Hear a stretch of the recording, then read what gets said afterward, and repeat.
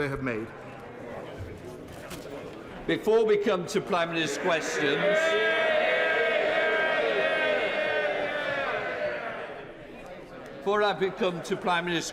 I would like to point out that the British Sign Language interpretation of proceedings is available to watch on Parliament Live TV. We now start with questions to the Prime Minister. Bima Falome. Number one, Mr. Speaker. Prime Minister. Mr. Speaker, today I'm wearing a purple tie in recognition of the International Day of People with Disabilities this coming Friday.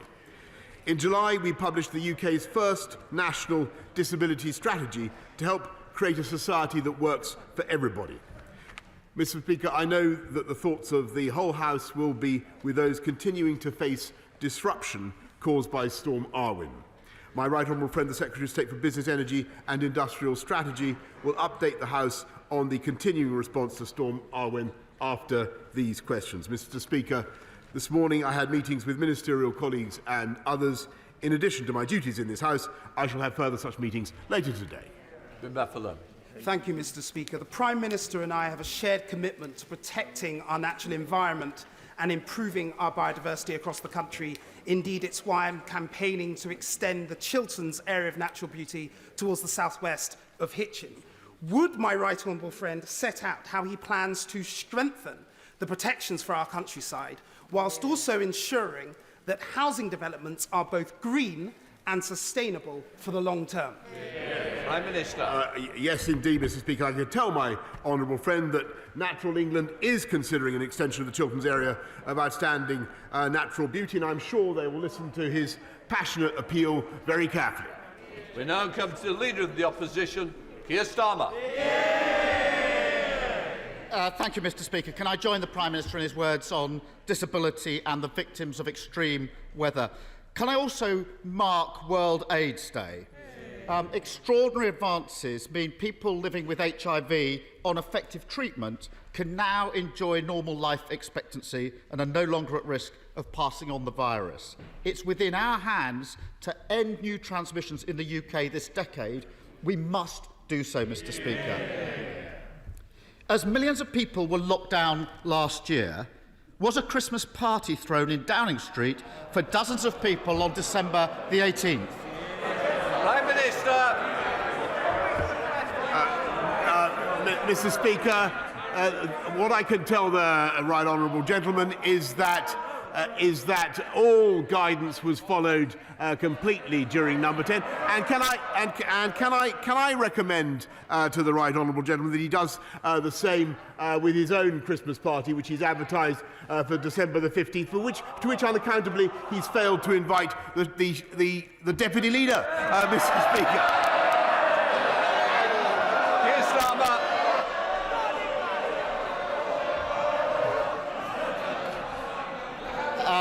Nice try, but that won't work. Mr. Speaker, the defence seems to be no rules were broken. Well, I've got the rules that were in place at the time Prime Minister of this party. They're very clear, Mr. Speaker. You must not have a work Christmas lunch or party. Does the Prime Minister really expect the country to believe that while people were banned from seeing their loved ones at Christmas last year, it was fine for him and his friends to throw a boozy party in Downing Street? Prime Minister. Mr. Speaker, I've said what I've said about Number 10 and the events of 12 months ago, but he since asked about what we're asking the country to do this year, Mr. Speaker, which I think is, frankly, a more relevant consideration.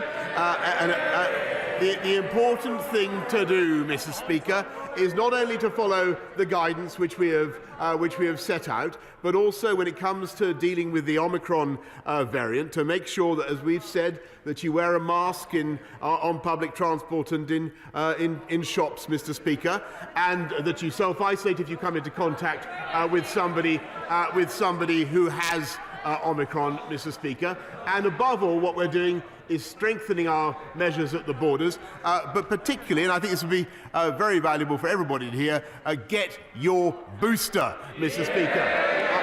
I know the right honourable gentleman is eligible for his booster. I'm not going to ask him, Mr. Speaker, since I'm forbidden to ask him questions, but I hope very much that he's had it. Well, I can tell the Prime Minister I've had mine. Keir Starmer. Mr. Speaker, the Prime Minister says we should concentrate on what he's asking the country to do. We're asking the country to follow the rules. Now, the Prime Minister doesn't deny there was a Downing Street Christmas party last year. He's not denied it. He says no rules were broken. Both of those things can't be true, Prime Minister. He's taking the British public for fools. And as for following the rules, Prime Minister, it might be good just to look behind you when it comes to the question of masks. As ever, one rule for them, another rule for everybody else. Mr. Speaker, at the last election, the Prime Minister promised to build 40 new hospitals. 40 new hospitals. Page 10 of his manifesto. With waiting lists so high, Prime Minister, it's a very, very important commitment. Now, the Cabinet Office and the Treasury have checked on progress, and it's reported that they've reached a damning conclusion. I know the Chancellor would have seen that. They've concluded that the project needs a red flag because it's unachievable. Prime Minister, is that true? Prime Minister. No, Mr. Speaker. We're getting on with... He plays politics and asks frivolous questions, Mr. Speaker. We're getting on with delivering on the people's priorities, and we're putting record investments into the NHS on top of the 34 billion with which we began, and then the 97 billion that we put in to fight COVID. We, Mr. Speaker, are helping to build another 40 new hospitals with an injection of 36 billion pounds of investment, Mr. Speaker, which that party voted against. Keir Starmer.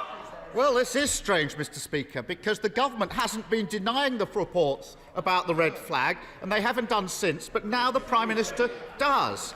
There's obviously some confusion on these benches over whether the Cabinet Office and the Treasury think he's on course to break yet another promise, this time on new building of hospitals. So he can clear this up this afternoon. If he's so confident in his answer, why doesn't he publish the progress report in full and let us all see it?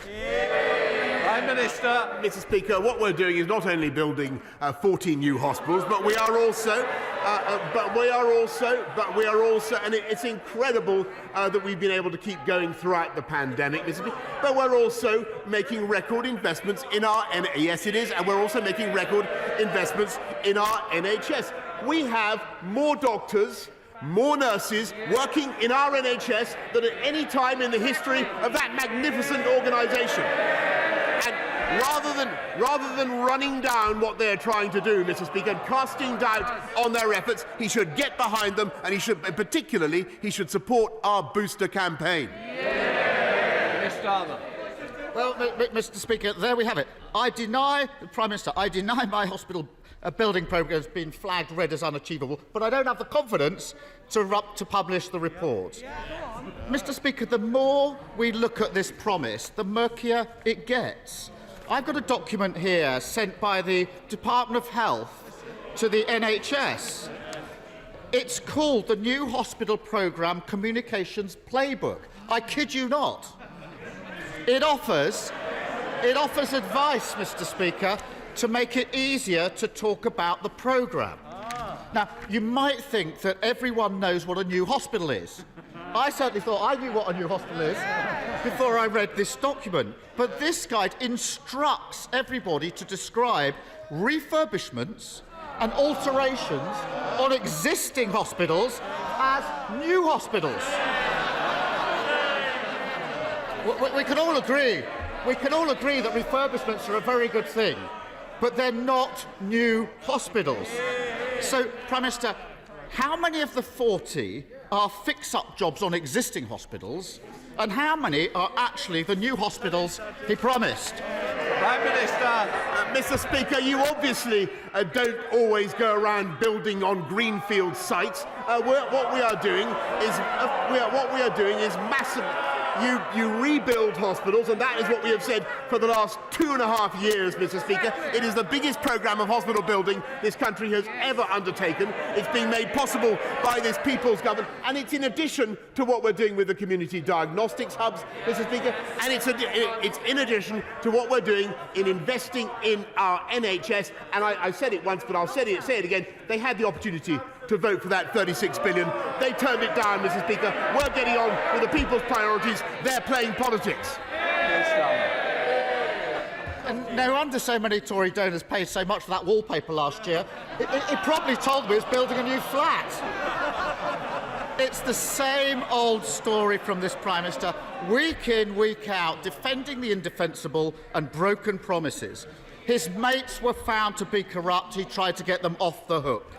Downing Street throws parties during lockdown. He says, not a problem. He promised there'd be no tax rises. Then he put up tax. He promised there'd be a rail revolution in the north. Then he cancelled the trains. He promised no one would have to sell their home for care. Then along came his working class dementia tax. He promised 40 new hospitals, and even if you count the paint jobs, his own watchdog says he can't deliver it. Isn't this the truth, Mr. Speaker, that any promises from this Prime Minister aren't worth the manifesto paper they're written on? Mr. Speaker, the right honourable gentleman dribbles on irrelevantly about wallpaper and parties playing politics. And by the way, on that, I'm told that when the Deputy Leader and Shadow Secretary of State for the Future of Work was told that she wasn't invited, she denounced it.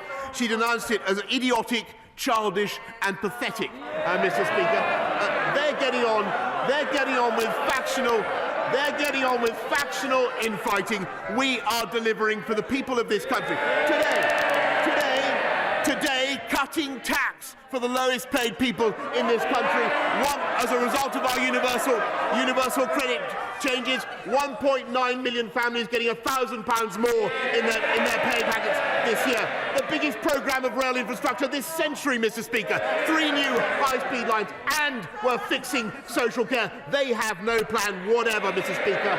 And don't forget, their resort to absolutely every problem is either to take this country back into lockdown or to open up to uncontrolled immigration, Mr. Speaker. That is their approach. We are delivering on the people's priorities, and we have more people in work now as a result of the balanced and proportionate approach that we are taking than we had before the pandemic began. And if we listened to him, Mr. Speaker, if we listened to Captain Hindsight, we'd all still be in lockdown. And that is the truth.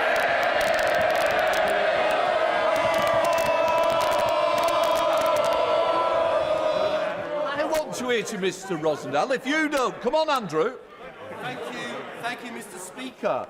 The Prime Minister will know that we will not be able to stop the endless waves of illegal migrants crossing the English Channel until we break free from the constraints of the European Convention on Human Rights, which impedes our ability to tackle this tragic situation and protects even the most violent criminals from being deported. So, will the Prime Minister agree with me that it is time to take back control and fulfil our manifesto commitment in 2015 to get rid of Labour's Human Rights Act and bring in a British Bill of Rights? Prime Minister. Yes, Mr. Speaker, I thank my right honourable friend, but we will certainly review the human rights system. But in the meantime, there is something we can do, or we can all do, on next Tuesday and Wednesday, Mr. Speaker, because our Borders Bill is coming back to this House after long gestation, and it gives us the power to make the distinction at last between illegal and legal migrants to this country. It gives us the power gives Border Force the power to turn people back from at sea, Mr. Speaker. And, Mr. Speaker, it gives us the power to screen people and send them for screening overseas rather than in this country. Now, will that I'm not going to ask them, I'm going to tell them. It'd be a great thing, Mr. Speaker, if the party opposite backed our Borders Bill and undermined the criminals. Give the SNP, Ian Blackford. Thank you, Mr. Speaker. And can I associate myself with the remarks of the Prime Minister on disability, and of course our thoughts are very much with all of those that are recovering from Storm Urban, and with the Leader of the Opposition. Of course, we commemorate World AIDS Day, and I'm sure, Mr. Speaker, that the thoughts of yourself in this House will be with the family and friends of Siobhan Cathegan, the Scotland rugby player, aged 26, who unfortunately died over the course of the weekend, having had won 19 caps for Scotland. Mr. Speaker, it is deeply regrettable that once again that we're forced to spend so much time in this House discussing the Prime Minister's misconduct. But when the person in charge so blatantly breaks the rules, it needs to be talked about.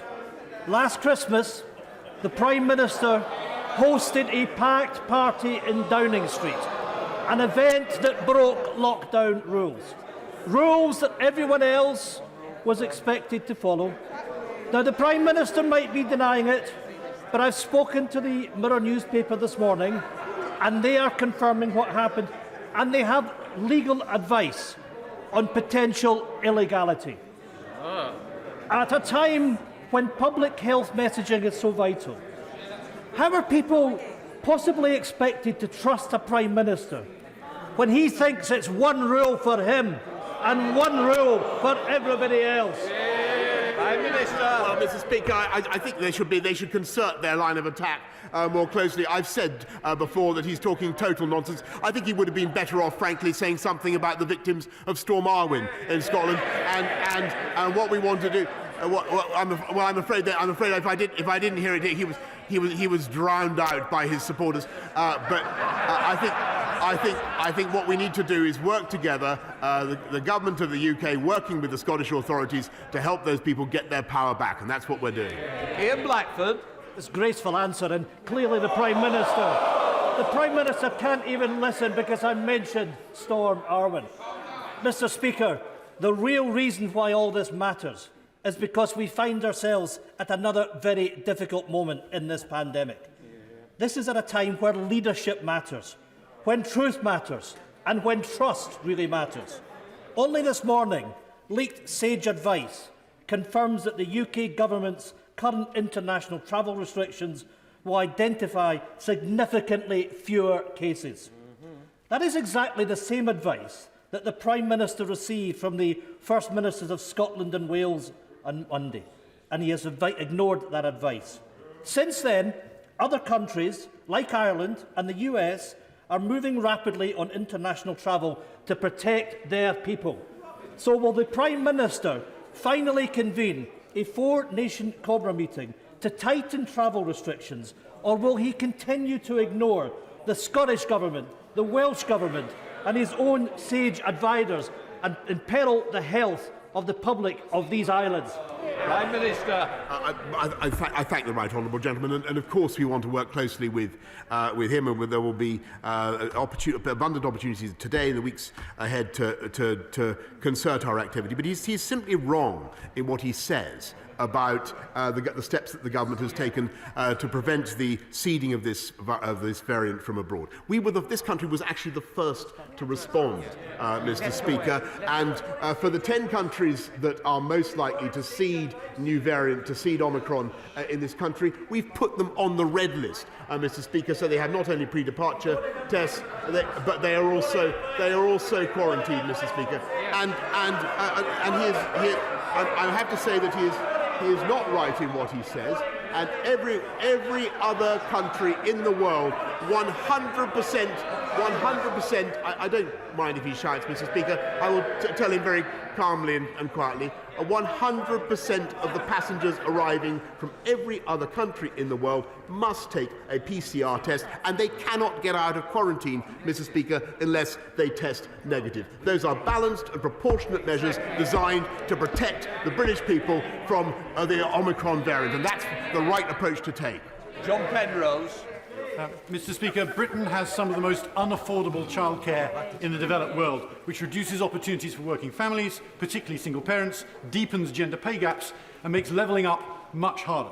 So will the Prime Minister meet with me to discuss the proposal in my just published policy paper, Poverty Trapped, for an immediate review to design out these internationally uncompetitive costs while still delivering a safe and enriching level of care for our children too? Prime Minister. I thank my right honourable friend. And he is completely right about the importance of childcare and the transformative influence it can have, and that's why we've spent £3.5 billion in each of the last 3 years on free childcare entitlements, particularly for the most disadvantaged. But I'm always happy to meet my right honourable friend and to discuss his ideas further. Ed Davey. Speaker, farmers across our country are crucial to our nation's prosperity, shown once again through the pandemic. But many are now on the brink. Farmers across the country in villages like Hodnett, Baschurch, Woodseaves and countless others are about to see their payments cut by at least 5% starting this very month. The Prime Minister promised a new support system rewarding more sustainable farming. Yet in the meantime, he seems prepared to see many British farms go bankrupt. There's an easy solution, Mr. Speaker. Stop cutting the current system's essential payments until the new scheme is fully rolled out. Will the Prime Minister do that and help our struggling farmers before it's too late? Prime Minister. Mr. Speaker, I think British food and farming does an absolutely outstanding job, and it is growing the whole time. Last night I met representatives of the UK food and farming industry, which we support and we continue to support with the same level of payments, Mr. Speaker. But what we're also doing is opening up new opportunities for them around the world, and I can tell him that in every single embassy now there is a dedicated expert on supporting UK food and farming exports to the rest of the world, which supports 4 million jobs in this country, and earns this country £21 billion of revenue. David Collins. Thank you, Mr. Speaker.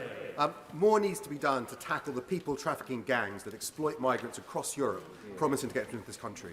But does the Prime Minister agree with me that it is totally unacceptable that companies like Facebook allow those smugglers to offer their services on their platforms, not only routes into the country, but also selling them forged British papers in order to aid their access? Does he agree with me that when this House passes the online safety bill, we'll have the power to do more to make companies like Facebook take down content that promotes illegal activity? Minister. I thank the right honourable gentleman. He's absolutely right that too many of these gangs are using social media, and that's why the online harms bill is so important, and it will indeed be of assistance to us in taking down that kind of material. Emma Hardy. Thank you, Mr. Speaker. Women have been left with internal damage and pain that they describe as being like razor blades inside them. Many have lost their careers and some have even lost their lives. It is impossible to know exactly how many women are left suffering. So why will the Prime Minister not give these mesh-damaged women the redress that they were recommended in the Cumberledge report? Prime Minister. I'm very grateful to her, and she raises an extremely important issue, and one that I know has caused a phenomenon that has caused huge distress to many, many women in this country. We published the Cumberledge report. If there's anything more that we can do, I'm certainly willing to look at it. I'm grateful to her for raising it. Brendan Clark-Smith. The levelling up agenda has already changed so many areas of our country for the better. And in my constituency, in Worksop particularly, our town centre is in desperate need of regeneration and to finally solve our flooding problems. But unfortunately, my council in Bassetlaw missed the deadline for the latest round of grants. Labour on council. What can this government do to help support areas like mine who have struggled with their bids in order to make sure they are successful the next time around? I thank you I thank my honourable friend very much. Well, the step number one is to vote out those dozy Labour councillors, Mr. Speaker. But I can tell him and I thank him for the excellent representation he gives to Bassetlaw, Mr. Speaker. And I can tell him the second round of bidding for the Levelling Up Fund will open in the spring of next year. Thank you, Mr Speaker. Between 2010 and 2019, West Midlands Police lost 2,221 officers, whilst the force should receive an additional 1,200 new recruits by 2023 via the Police Uplift Programme. That still leaves a shortfall of 1,000 officers. This lack of frontline police has left the force stretched and under significant pressure, with officers actually telling me there are simply insufficient resources to investigate every crime. Will the Prime Minister commit to providing West Midlands Police with a fairer funding deal to ensure the force can return officer numbers back to 2010 levels? Prime Minister. Mr. Speaker, I thank her for drawing attention, and I thank her. I thank the police officers in the West Midlands, but I thank her for drawing attention to what we're doing to increase the number of police officers, because we are on track. Of our 20,000 that I pledged on the steps of Downing Street 2.5 years ago, Mr. Speaker, we've already recruited another 11,000. And I'm proud to say that our police officer workforce is more representative of the whole of this country, with more women, more people from ethnic minorities than ever before. Jones. Thank you, Mr. Speaker. Last week, the Chief Minister of Gibraltar, the Honourable Fabian Picardo, appeared before the European Scrutiny Committee and gave evidence about the continuing negotiations between Gibraltar and the European Union on their future relationship.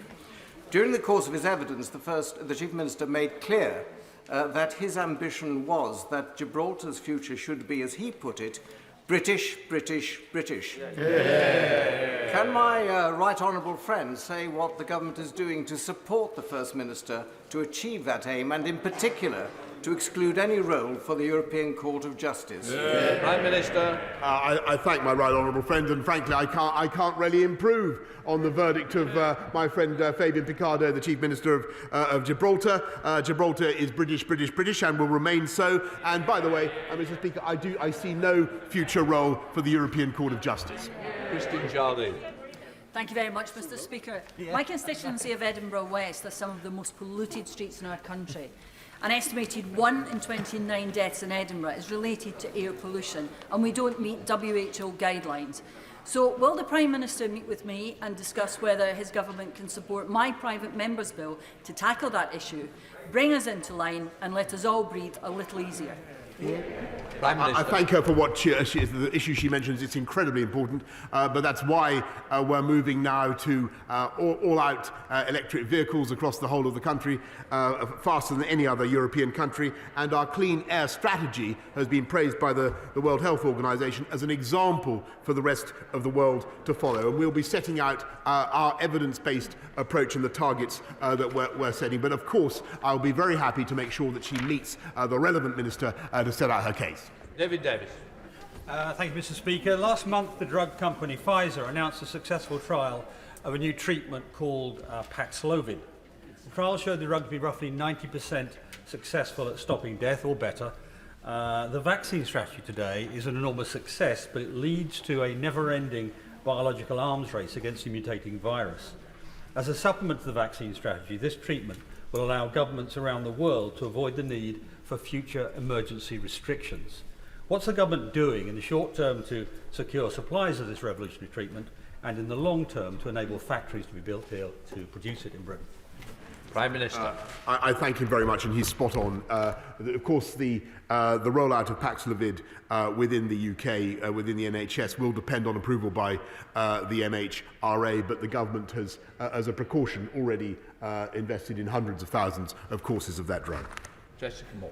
Thank you, Mr. Speaker. Wales has 11% of the UK rail network, yet only receives 2% of UK rail enhancement funding, and as reported in Wales Online, will be denied billions of consequential funding from HS2. So having under-delivered on rail in the north, having under-delivered on rail in Wales, why should anyone trust this government to deliver on its promises? I'm afraid she's completely failed to look at what Sir Peter Hendy set out in his Union Connectivity Review, a fantastic agenda for change and improvement, particularly in Wales, and particularly on the North Welsh corridor, where I think the railway links deserve to be improved and will be improved under this government. Tom Randall. Mr. Speaker, getting investment into Gedling is important. And at the previous PMQs, I put aside my political differences with Labour-run Gedling Borough Council to champion its Levelling Up Fund bid, which, like other funding bids it's made, was sadly unsuccessful. So does my right honourable friend agree with me it's important that councils like Gedling now take stock and learn from this experience? And can you confirm that help from government will be available to do that, so that in future, hopefully, Gedling and other councils will be able to make more successful bids? Yes, of course, Mr. Speaker. We're very happy to help Gedling and other Labour-run councils to get their act together where necessary, and to put those bids in. And just to remind him, more Levelling Up Fund bids come due in the spring of next year, and I wish Gedling well in their future bids. Imran Hussain. Mr. Speaker, my grandfather, along with thousands of others, came to this country 70 years ago, working 7 days a week in squalid conditions to help rebuild this country. Yet now the Home Secretary's Nationality and Borders Bill means she can revoke our British citizenship and deport us for even the most minor wrongdoings. Given the government's and the Home Office's horrific track record with their treatment of minorities, the hostile environment and the Windrush scandals, let me ask the Prime Minister the burning question that is now on the lips of everyone from a BAME background right across the country. When is he coming for me? Prime Minister. I think that the honourable gentleman opposite should look at the Conservative front bench today, and he should withdraw what he's just said, Mr. Speaker. He should withdraw it. Because what he said is absolutely shameful, and he knows full well the Borders Bill does nothing of the kind. It helps us to fight the evil gangs who are predating on people's willingness to cross the Channel in unseaworthy boats, and I would have thought, Mr. Speaker, that a sensible Labour Party would support it. Gareth Davis.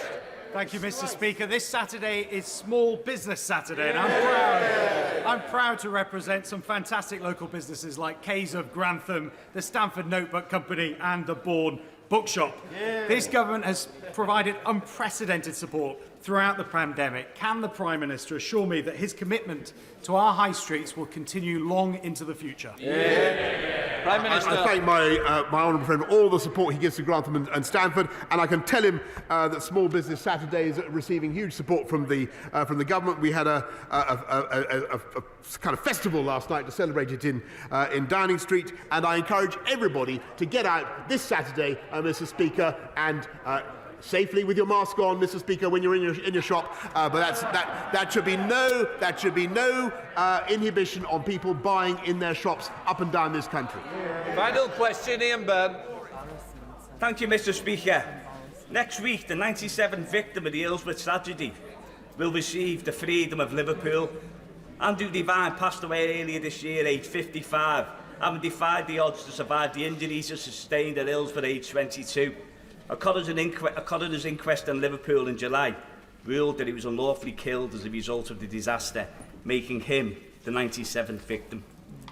Following my tabling last week of an early day motion on Hillsborough and a national curriculum, will the Prime Minister agree to meet with me to discuss the rollout of the Hillsborough Real Truth Legacy Project, including the addition of the Hillsborough disaster to the national curriculum, and help to consign to history the narrative of lies and smears peddled by some elements of the media and establishment over the last 32 years through the power of education?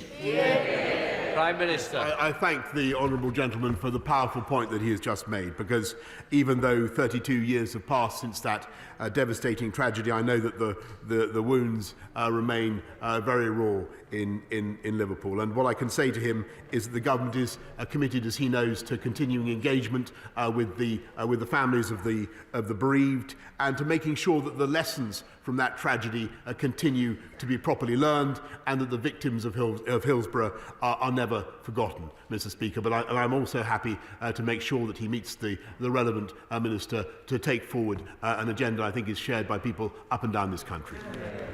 We're now going to come to the statements. To those who wish to leave, can they please leave quickly and quietly?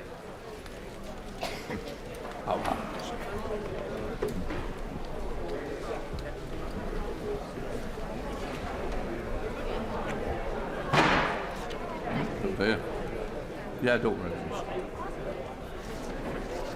All right, Tom. We got through.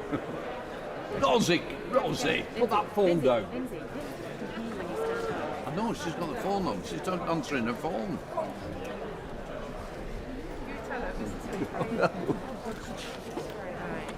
Right, we now come to the ministerial